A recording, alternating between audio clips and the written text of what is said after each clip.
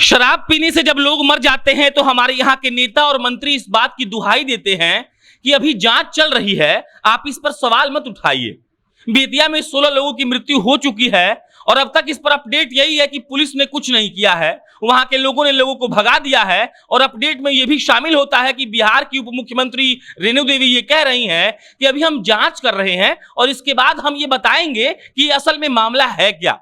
कोई इस बात को मानने को तैयार नहीं है कि शराब बिहार में उपलब्ध है, लेकिन आंकड़े और डेटा ये कहते हैं कि आपको बिहार में कहीं भी 30 मिनट में शराब उपलब्ध हो जाता है। इसका जवाब आखिर यहां पर बैठे मठाधीश क्यों नहीं देते हैं?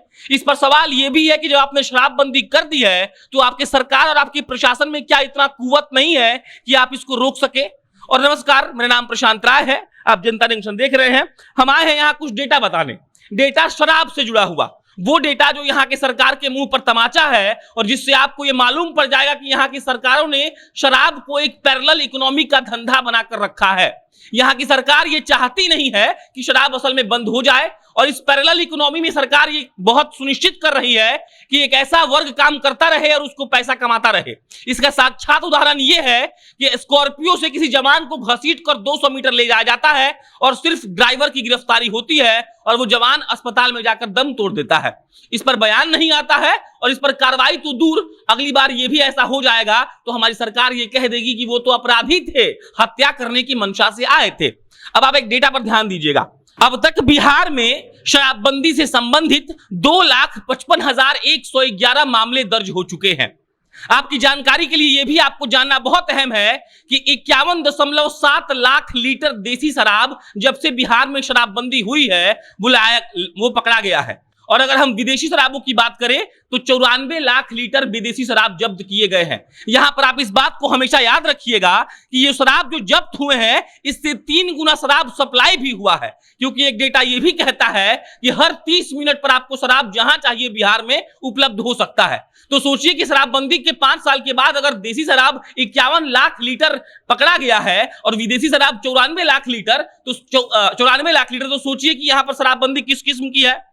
अगर हम ये बात करें कि कितने लोग इसमें अरेस्ट हुए हैं तो 3,39,401 लोगों को यहां पर अरेस्ट किया गया है। उसमें से सजा कितनी को हुई है? तो मात्र 470 को। अब आप सोचिए, नीतीश कुमार एक वक्त आकर कहते थे कि शराबबंदी का कानून इतना कड़ा होगा कि जो पकड़ा जाएगा उसको छूटने में बहुत दिक्कत होगी।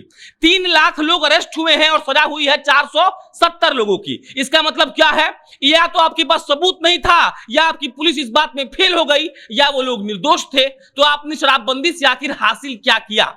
हासिल यह किया कि 619 पुलिस वालों पर विभागीय कार्रवाई हुई है और 60 पुलिस वालों को थानाध्यक्ष के पदों से हटाया गया है। अब आप ये बस बैठकर सोचते जाइए कि शराबबंदी के 5 साल के बाद अगर 94 लाख लीटर विदेशी शराब किसी राज्य से जब्त होता है तो उस राज्य की क्या स्थिति रही होगी। अब आप ये भी सोचिए कि उसी राज्य से 51 लाख लीटर देसी शराब जब्त होता है तो क्या वहां का प्रशासन और पुलिस ये चाहता है कि शराब नहीं मिले? शराब का मिलना कोई मतलब सोचने वाली बात नहीं है, क्योंकि बिना पुलिस के मिलीभगत के शराब नहीं मिल सकता है। अगर हम मरने वालों की डेटा की बात करें तो आप भी चौंक जाएंगे। कैमूर में 5 फरवरी को, ये डेटा सिर्फ 2021 का है, 2 लोगों की मौत हो जाती है। 20 फरवरी 2021 को गोपालगंज में 6 लोग मर जाते हैं। मार्च में नवादा में 15 लोग मरते हैं। फरवरी 2021 में मुजफ्फरपुर में 7 लोग मरते हैं। अब जोड़ते जाइए इन आंकड़ों को और खुश हो जाइए इस बात पर कि हमारी प्रशासन और हमारी सरकार ये चाहती है कि शराब बंद हो जाए। शराब बंद असल में कोई करना चाहता ही नहीं है।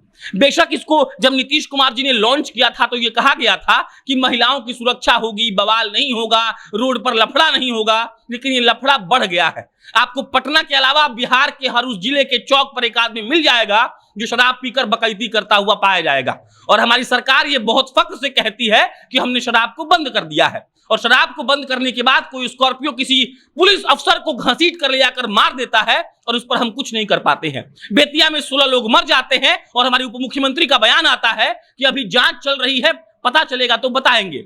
उनको क्या पता चलना है ये हमको पता नहीं चल रहा है। बाकी मिला जुला कर सच्चाई यही है कि सरकार ने शराब में एक पैरेलल इकोनॉमी बनाने की कोशिश की है। सरकार चाहती है कि एक अलग जरिया हो जहां से पैसा आता रहे, तभी शराब को बंद किया गया। वैसे बंद तो गुटखा भी हुआ था। इस पर अन्य कोई भी अपडेट आएगा तो आपको हम इत्तला देंगे। मेरा नाम प्रशांत राय है, आप जनता जंक्शन देख रहे थे। बहुत बहुत धन्यवाद।